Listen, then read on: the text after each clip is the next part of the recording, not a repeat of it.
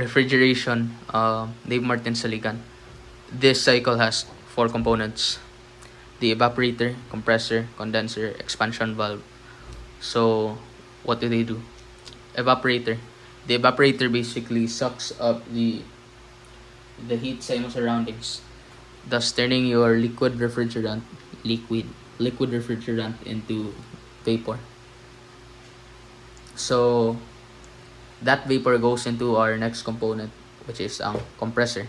The compressor basically compresses that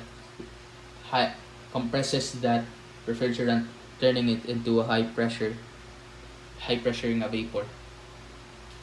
So that high high temperature vapor goes into the condenser, which then the condenser kay iyang main purpose is the condenser iyang purpose kay tig-reject siya og heat, basically throwing the heat sa imong evaporator, sa imong compressor sa gawas.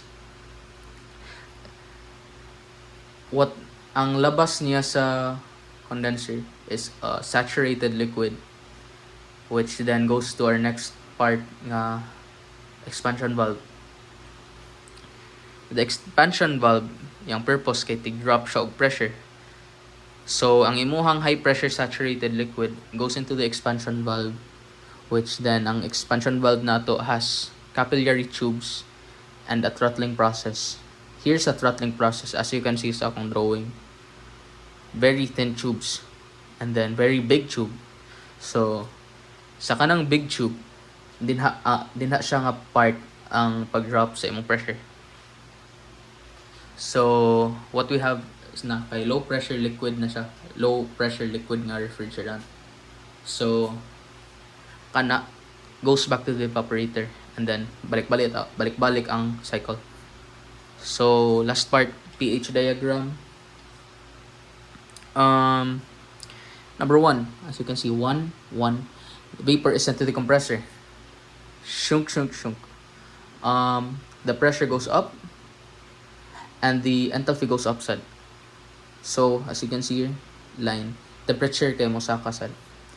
Then the vapor is sent to the condenser. Mo na tong number 2. The temperature goes down kay i-reject man ang imong heat sa condenser. The enthalpy goes down sad kay the pressure remains constant. Inibalik nimo ana, we will have a saturated liquid here. Pero ang pressure, high gyapon ang pressure. Walay mawagta nga pressure sa imong condenser. That pressure is then dropped, inigabot nato sa kaning ikatulo.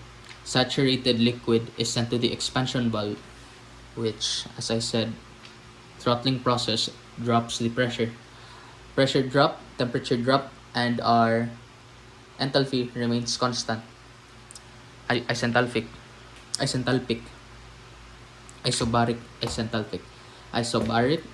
isenthalpic. So low pressure liquid is sent to the evaporator. Mao na tong number 4. Our pressure remains constant, temperature remains constant, pero atong H goes up.